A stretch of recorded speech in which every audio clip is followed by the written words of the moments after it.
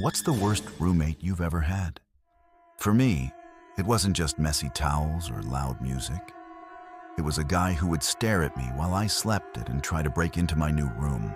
Imagine moving into your dorm, ready for the best 4 years of your life. And then you meet your roommate. I'm Dan, and on my first day, I met Dale. From the moment he walked in, I knew something was off.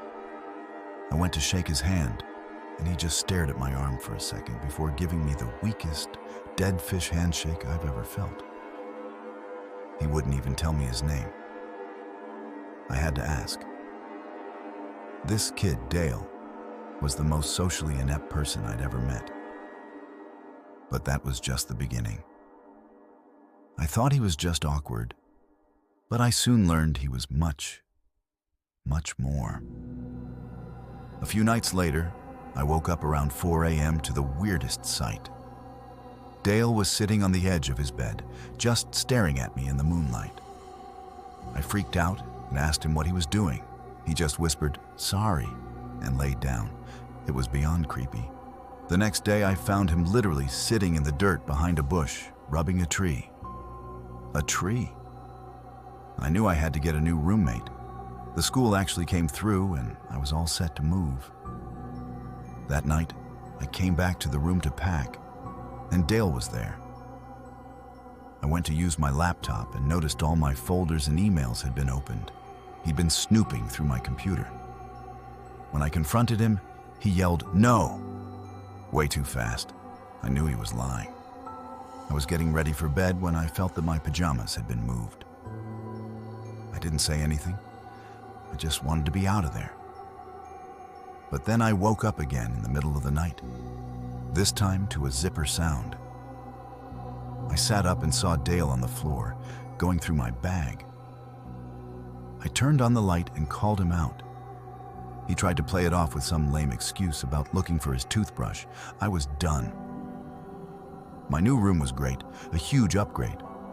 But for the next couple of nights, I kept hearing a strange clicking noise coming from the hallway. It was a weird, rhythmic sound. Click, click, click. I sat up in bed, my heart pounding. Was it a bag, a loose floorboard? It didn't sound like it. The sound was coming from right outside my door. Slowly, I got out of bed and crept over to the peephole. The hallway was dark, but a faint nightlight cast a glow on the other side. I could only see the top of a head, someone bent over right in front of our door. The clicking sound came again, louder this time. I realized it wasn't a bag or the floor. It was coming from the doorknob.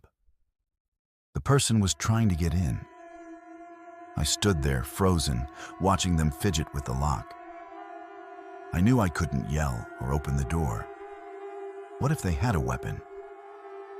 My mind was racing. I fumbled for my phone and immediately called campus police. Within minutes, I heard voices outside my door. The clicking stopped. I watched through the peephole as 2 campus officers walked up and put a familiar face in handcuffs. It was Dale.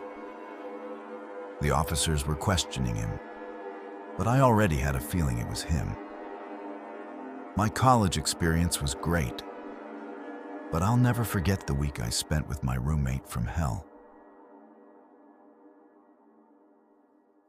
When I went to the University of Iowa, my roommate was obsessed with rushing a fraternity. He convinced me to go with him to a frat party on a Thursday night. This place was a total dump, way off campus in a sketchy neighborhood.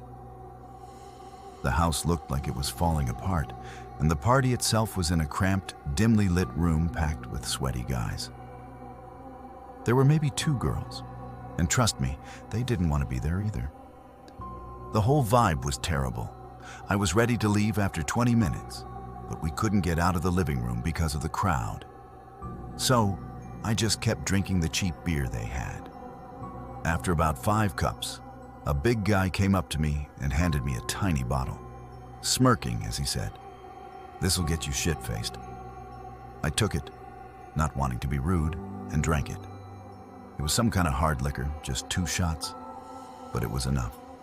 Things got blurry fast. The room started spinning, and the music sounded muffled. The next thing I remember is waking up in a completely dark room, lying on a bed. My head was pounding, and my body felt heavy. I could hear music, but it was distant, muffled, like it was coming from a different part of the house. I tried to sit up, but my limbs felt like lead. As my eyes adjusted to the dark, I started to make out the shapes of furniture in the room. I was in a bedroom, alone. The silence was broken by a sudden, soft noise, a rustling sound, like crinkling plastic. It was coming from the corner of the room, from what looked like a small closet. My heart began to pound in my chest. I held my breath, listening, but the sound didn't come again.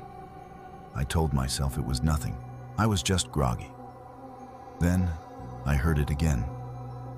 A distinct crunch, like someone had accidentally stepped on a plastic bag. It was coming from inside the closet.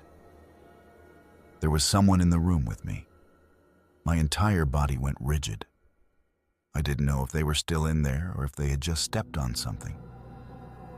I wanted to yell, to scream, but no sound would come out. All I could do was lie there, my eyes wide, staring at that closet door. That was all the motivation I needed. I flew out of that room, down the stairs, and found my roommate. I didn't say a word. I just grabbed him and pushed him out the front door. In the car on the way back, I told him I'd been drugged. He wanted to call the cops, but I told him it was pointless. He asked me the most awkward question. Did they do anything to you? I checked myself, and nothing seemed wrong. My clothes were still on, and I didn't feel any pain.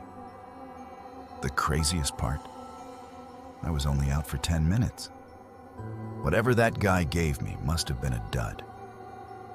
This was my one and only time at an underground frat party, and to this day, it remains the scariest experience of my life.